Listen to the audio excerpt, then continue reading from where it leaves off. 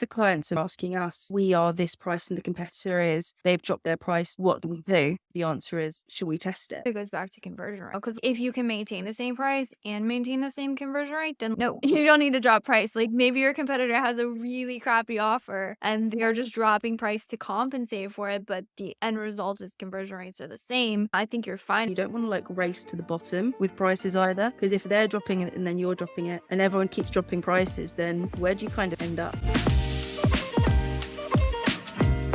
Hey Hannah, thanks for joining me today. This is going to be a really fun one. I'm super stoked that you get to be my guinea pig on this segment. So thanks. Thanks for agreeing to this. You're in the UK, right?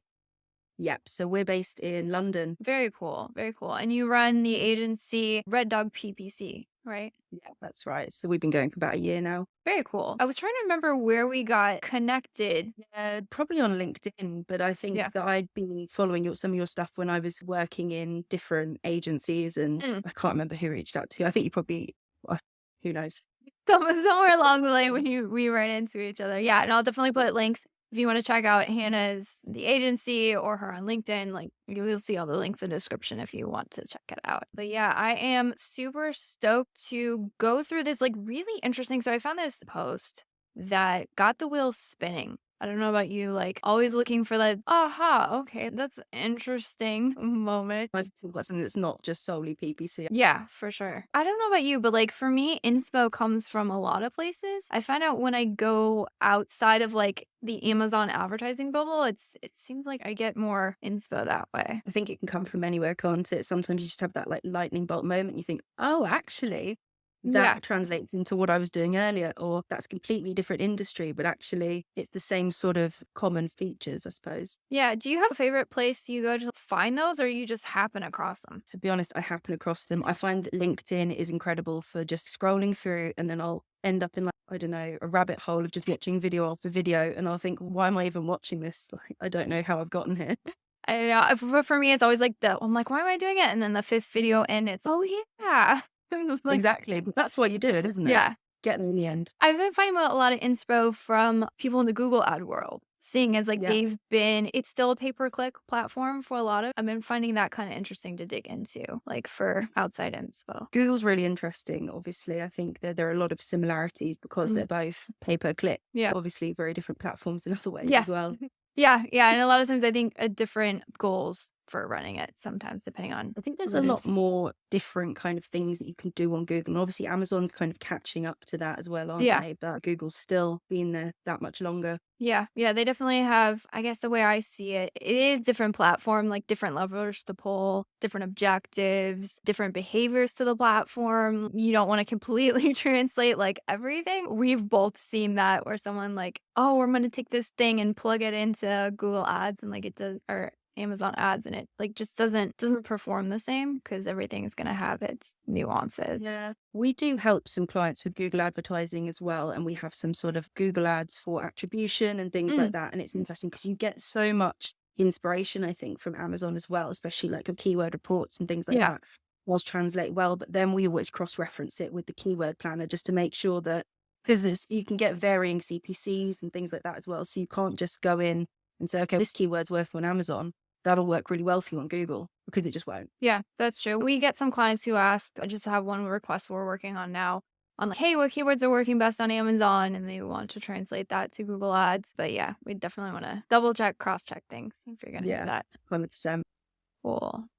Yeah, so I was interested in this post by Sam Lee. It's talking about the price of products and how that kind of plays into ad strategy, which I think is a cool concept. Yeah, I think it is interesting. What kind of price point would you enter in? What kind of points would you start making adjustments to your price? How much does your competitor price influence your pricing? So I think there's so many different factors here. And obviously one of our favorite things to say is it depends. Oh, goodness, it's a classic, but it's classic for a reason. Yeah, it's true, isn't it? It covers all manner of sins, I think.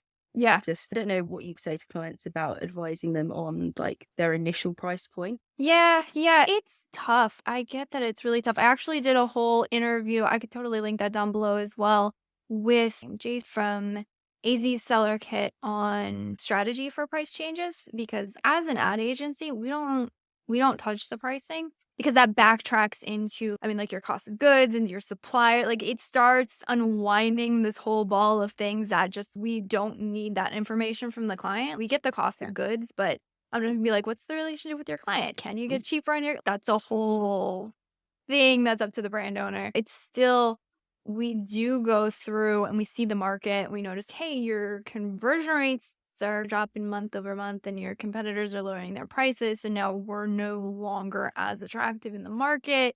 So I get it's a really tough thing to navigate because you're trying to still stay competitive in the market, but like you can't so underprice yourself that you're not going to be able to stay in business. So it's like this, Yeah. it's this dynamic. Do you find the same thing with your clients? The clients are more asking us, we are this price and the competitor is, they've dropped their price to $2 less. What do we do? And I suppose the answer is, should we test it? Really? I quite like testing because you can think about things as hard as possible. And sometimes the most logical steps on Amazon don't actually pan out the way you want them to. So I think the best way to do it is to kind of, if you're looking at a competitor dropping their price, and obviously you've got things like your value proposition and like where are you priced in terms of your competitors? So is your product offering more? Is there more stuff included? Is it just a better quality? You need to think about all these things. So we would always look at like the main competitors that they're talking about and think about, actually, we offer 50% more than them. So no, we're not going to drop our prices to match them because it doesn't make sense. And often I find clients think that some of their competitors aren't actually really their direct competitors. So it's actually this client or this product's different from yours in this way. Yeah, you may be in the same category, but actually your price is justifiable at £5 more, £10 more. And I think it's just taking it on a case by case basis and looking at it that way.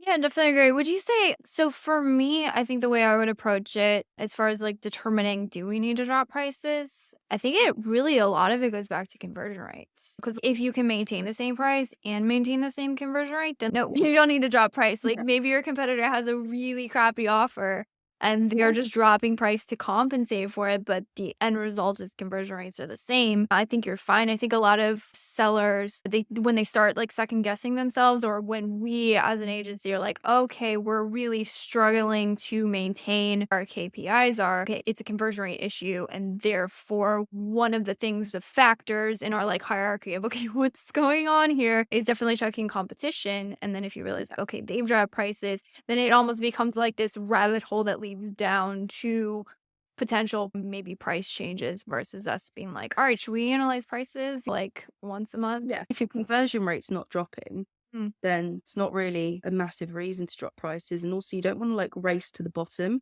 Yeah. with prices either.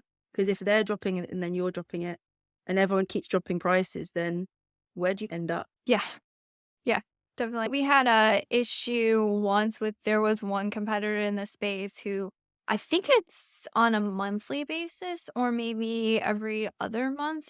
Like he'll just go savage. He'll literally drop his price $10 for a week or so to get the bestseller badge. And it works and he does get the bestseller badge. But it's like, can we afford it? We can't afford to drop it $10. So at that point, you're like, I'm just going to wait him out and just know that maybe my sales are going to be a little bit less. But like our client in that instance was asking, like, how did they do? I'm like, I'm sure they're losing money. Like they're not making money, but it's like it's a strategy, but it's a temporary strategy. Like, We've got someone that does something similar, but it's a hit and it's got several different variations of it.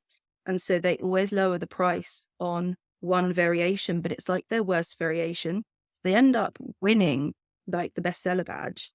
But it's once someone clicks onto that, they're going to see that's the worst version you've got and it actually lacks most of what makes the kit good. So then they'll click onto the other one and realize it's actually £10, £15 more.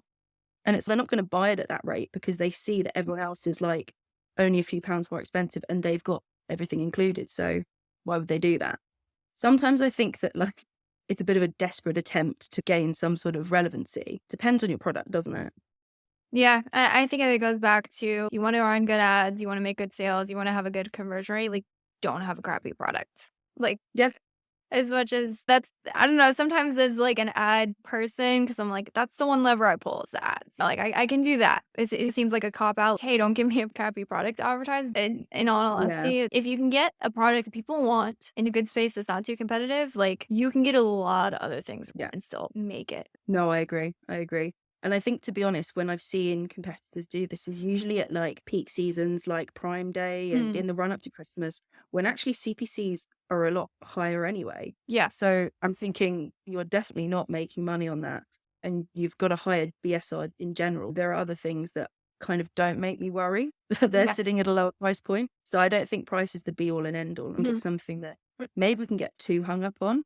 Because, like you said, if your conversion rate's good and people are buying your product at that price point, it's not dropping, then I don't think you've really got that much to worry about. Obviously, it's always something to keep into consideration, but there's so many other factors that come into play. Yeah, yeah, I would agree. And I love how this post talks about like backtracking price into cost per clicks or like bids. Is that something that you do? I know some people put like a cap on, oh, I can never put bids above this. Like, how do you approach that? Or is it it We, depends? we don't tend to say that we can't put prices or bids up Mm, a certain percentage. I think obviously we have to take it on a case by case basis, and it depends at like the time of year as well and our price point. Because if price is fluctuating, then your CPC and your max CPC that you're willing to spend is going to fluctuate as well. But then it comes into play with conversion rates as well. So I think there are so many moving factors that to say we will never go above this mm. CPC is just not taking into consideration everything else in the large like system of Amazon. Yeah, and I think that's smart. It allows you to back up into the it depends and take it on a case by case. And honestly, like if we're being really granular with it, like we should be taking on a keyword by keyword basis. Because even at a keyword level, getting really nitty gritty with it, like on a search term level, you're gonna have different conversion rates for every placement, for every search term. I don't know about you, but that's where I find the complexity comes in more than it does like the actual build of things. We were talking with maybe it was a post I made on LinkedIn, something about a lot of people say, "Oh, how do I rank for this?" And the question isn't actually how you rank because it's exact match, top of search, high enough bid to get there, enough budget to run it, and you just do that. And providing your conversion rate is good enough, you will rank for the keyword. Like the question 100%. is more, how do I get this keyword to work at an A cost that I can afford? And I'm like, that goes more then to your conversion rate in your product than it does like the actual ad side of things.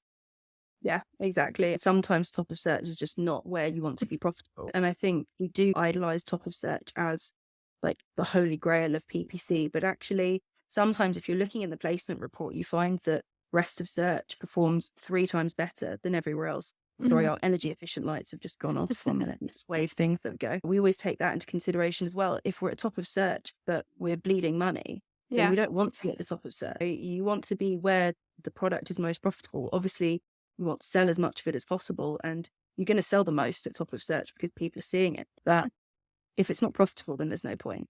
Yeah. Yeah. We're all on Amazon to make money. Yes. No, I would definitely agree. Like I was saying, I think it's taking it on a keyword by keyword basis. And I think unfortunately a lot of times new brands in the space, seasoned brands I don't think as much, but I think a lot of newer brands will come in and be like, oh, my competitors are ranking well on this main keyword, and hence that's where all their sales are coming. Hence, if I want those sales, that's what I need to be. And they don't Yeah, factor in like the cost and time that it took them to get there and how much they started at square one and probably had to put a lot of time and resources into that. it's true. I think it's interesting because I can't remember who commented on a post we made the other day. It was about seasonal keywords. And it was saying that you need to have a kind of a clear idea of your strategy and why you're doing things because it's higher CPCs, lower conversion. Are those keywords actually the right ones to go after? I can't, and I don't know who it was exactly, but someone was saying that they had ranked for 20 keywords that were really like low search volume, long tail keywords in like the gardening, gifting category. And their strategy was to go after all the lower hanging fruit. And I think that for them, as the smaller brand, going after garden was probably not something that they could do, but by going after 20 long tail keywords and getting the bestseller badges for those, picking up the cheaper sales. So I think your strategy has got to think about how much can you really spend? How much can you afford? And is it worth being top of search for certain keywords, especially the high search volume ones? they're always the ones that you have to pay so much more.